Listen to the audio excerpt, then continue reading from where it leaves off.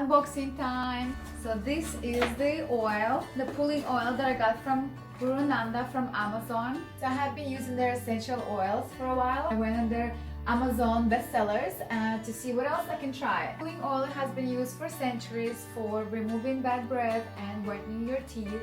After reading the reviews on their Amazon page, customers also say that it helped them with protecting their gums, with acne, and even weight loss. You also get a free tongue cleaner, so that's a big plus. So it has 100% sesame seed, sunflower seed, coconut oil, and peppermint essential oil for good breath.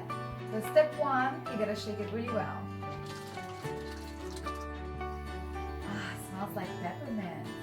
Then you need to use about 1 tablespoon of this oil. You can use their measurement cup if you want.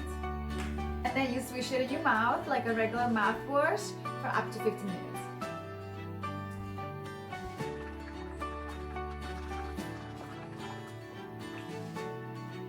Then you need to brush your teeth right away. It was so easy and the teeth feels like I just came out of a dentist.